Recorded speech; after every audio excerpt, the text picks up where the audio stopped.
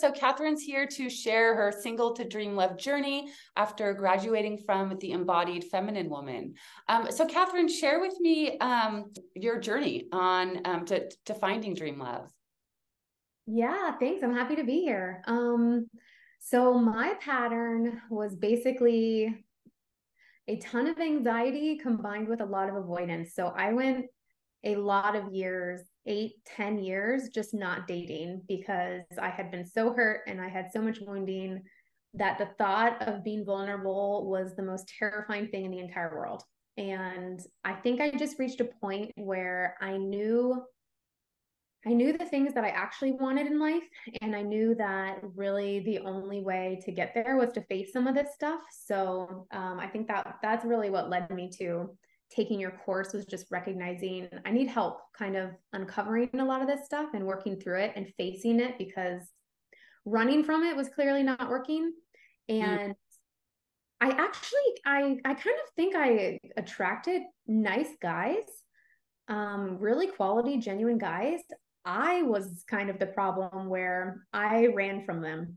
So that just felt terrifying. And so in hindsight, I can see quite a lot of nice guys that I would attract, but I didn't have the capacity to be vulnerable and open-hearted and to even like let in that type of love. So yeah, I think I was really more the avoider.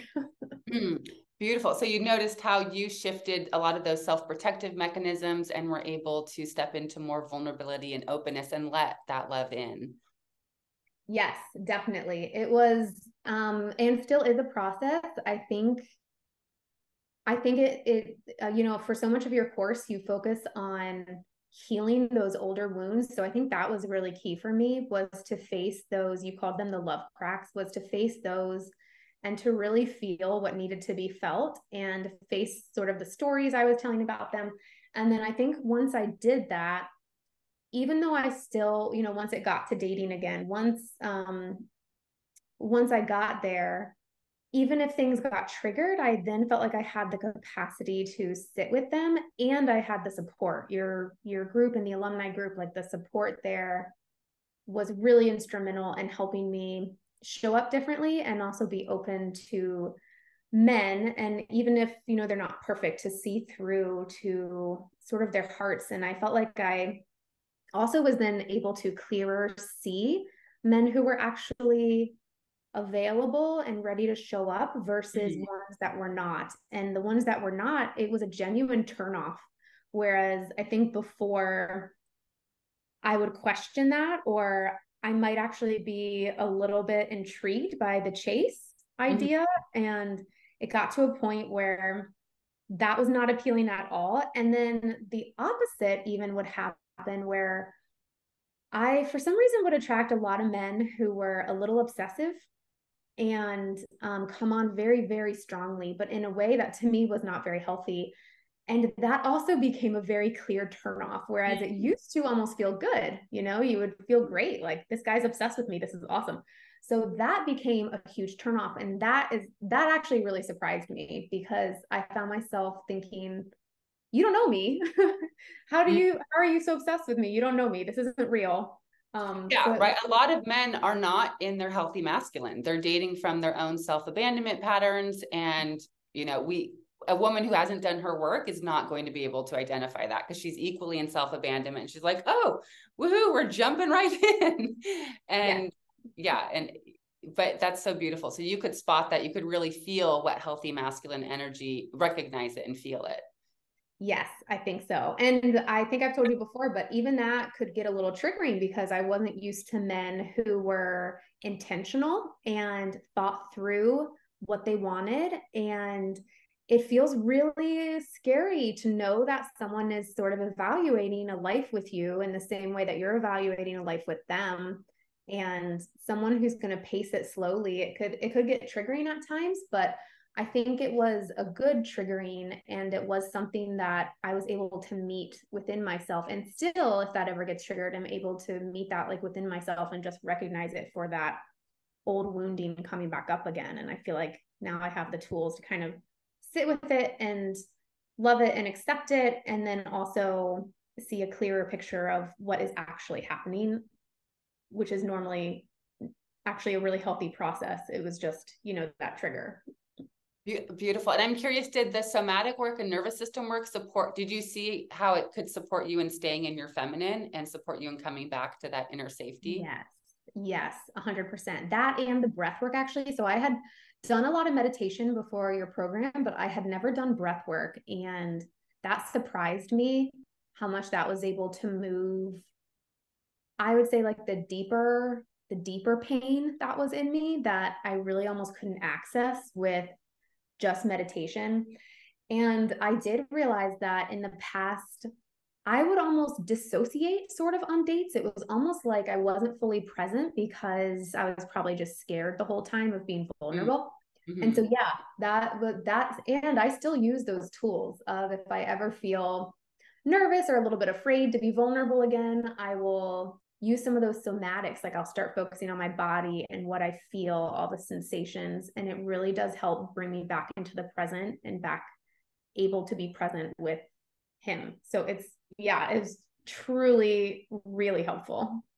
Beautiful. I'm so happy to hear that. And so share a little bit more about your dating journey. So you ended the program end of April, and then you mentioned you were rotational dating throughout that time. Yep. I think it was middle March, maybe, once I hit the point in the program where we started to build our profiles and start dating again. And I had only been out of a relationship for a few months. And also in the past, if I ended a relationship, it took me a very long time to get over someone because I just couldn't, there was such abandonment wounds. Oh, it could take years to get over someone. So I decided not this time. We're going to do things differently.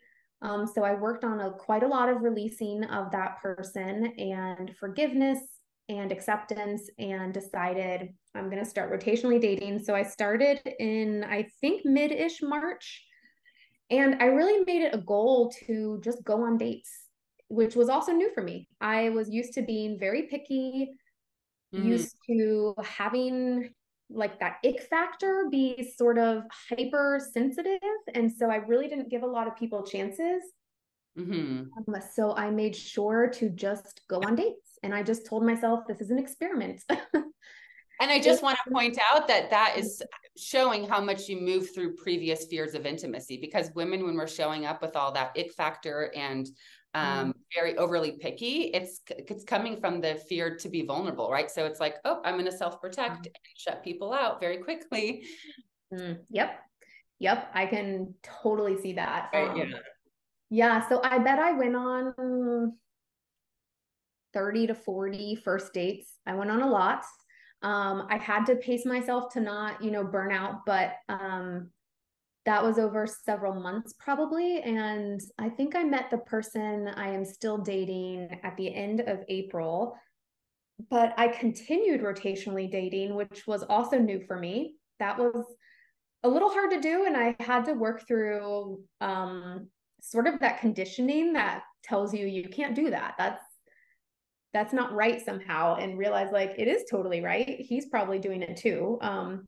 So yeah, feeling just confident, but it really, to me, that was also one of the biggest tips, was that helped so much with my anxiety, because you're not putting all of your eggs in one basket.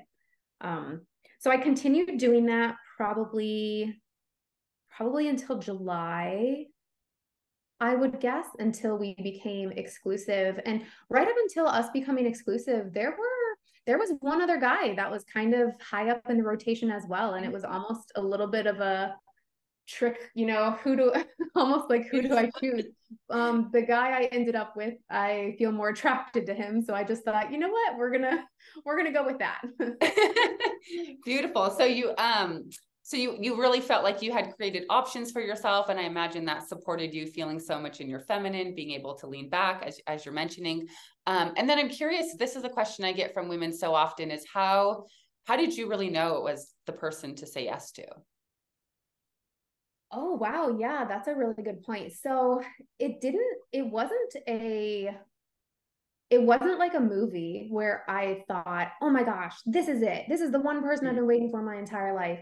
I still felt fear about it, and even sometimes still do. And I realized that that is also normal, and that the tools we learned in the program can be lifelong, and that even if you're married to someone, they can probably still trigger you. And you oh yeah, definitely. yeah, you got to still be able to communicate and allow someone else to be imperfect. So I think it was just how I felt when I was with him. The other men, especially this one other guy who was the second contender, I would say, I liked being with him, but I wasn't 100% at peace. I still felt a little on edge. I don't even know if edge is the right word. I felt a little tiny bit of like uncomfortableness with him. It might have been nerves. And with this other guy, when I was with him, I felt completely at peace. It was like I could feel my system open when I was with him. And that might be intangible. I don't know how to say that. It was not a mental process. It was kind of interesting. Like I don't know that I've ever truly felt that way, like in somebody else's presence. Normally I'm a little bit anxious and a little bit, and that's not to say this guy has never triggered me. He has, because he's, pacing things in a slow masculine way. And so that can trigger the old anxiety sometimes. But yeah, it was really just how I felt in his presence. Beautiful. And that's why I always emphasize the nervous system regulation work is so important, because you could recognize through all that work, you could recognize what that safety and peace felt like in your body as we moved out of that anxious attachment, brought you back into secure attachment within yourself. And then when a man comes along who is so grounded in that secure energy, you're like, oh, whoa, I feel it, because your nervous systems are both responding and communicating to each other. Yeah. Yeah. And it was fascinating. There was no even hint of like the ick factor. It was literally like my body just like relaxes and opens around him. Whereas the other guy, who was also still really great, there was a teensy bit of that desire to like push away and like close up a little bit. So yeah, it was really kind of fascinating. Oh, interesting. Wow. So you notice like some more self-protective patterns come out with the second guy. Yeah. He was still pretty great. I mean, not to diss him, but I think that was the deciding factor between the two, was just how I felt, around the other guy. Beautiful. And so I'm curious, and I imagine like everything on your alignment list is there. It's a non-negotiable list. Yeah, it is pretty funny. So I think we make that list pretty early in the program, and I hadn't looked at it again. And it was only maybe a month ago that I thought, oh, I wonder how he fits this list. And I read the list, and he fits every single item, including most of the nice to haves, including the things that to me aren't deal breakers. Like he's tall. I really wanted somebody tall. Like he's like things like that, where I'm like, oh, wow, that's almost uncanny. Yeah. Beautiful. I love that. Yeah. I always like to remind women you don't have to settle, right? Do you feel in any way that you settled in this relationship? No, not yet, at least. It's still kind of new days, but I think I told you before too that I feel more confidence in myself, that if I ever reach a point where something doesn't feel aligned, that I think I would have the strength now to speak up or make a boundary, or even just communicate about it and see if it's something that can be worked through. And if not, then stick to that for myself. Beautiful. Yeah. And that's such a secure attachment move. That was what somebody with secure attachment would do. Have an open conversation about it, see if they can meet the boundary. And if not, you feel confident that you can easily attract love again. There's not a scarcity and fear that I have to make this work at whatever cost possible, even if they're not the right person. You trust that if for some reason it wouldn't work out, you have that inner self-trust and self-worth, knowing that you can attract love again. Because which is new. Right? You've done the work. You've done the work to embody it. There wasn't any quick tricks or tactics. No, definitely not. And it's continuing work too. It's continued. Yeah. If he has a busy day and I don't hear from him until later, it's continuing to trust myself in the process and him. So yeah, it's really, really great tools. Beautiful. Yeah, that's why I always say that the inner work, or the inner child work even, right? It's like not something that's one and done. It's about changing the way we relate to our heart and needs And it's an ongoing process, which supports us attracting and higher caliber masculine man and sustaining that attraction. Yeah. It's been cool. Beautiful. Anything else that you'd like to share, or anything you'd like to share to women who are on the fence about joining the Embodied Feminine Woman, what you would say to them? I would say to them, it's worth it. I think I could have spent, well, and I spent a long time trying to navigate some of this stuff on my own, probably a couple years. And you just really can't compare. I think some things you can accomplish on your own, but some things simply having space or a container for not only Vanessa, but the other women in the group to witness what you're going through and encourage you, there's just no replacement for that. So I think you can accomplish in a few months in this container what on your own could take you 10 years to do. So I think if you're on the fence, I would give it a try, and whether or not it leads to the perfect person is up to the universe to decide. But I think the journey is really about coming back to yourself, and that is really kind of priceless. Beautiful. Thank you so much for sharing. I really appreciate you coming on here. I'm happy to. Thank you for asking.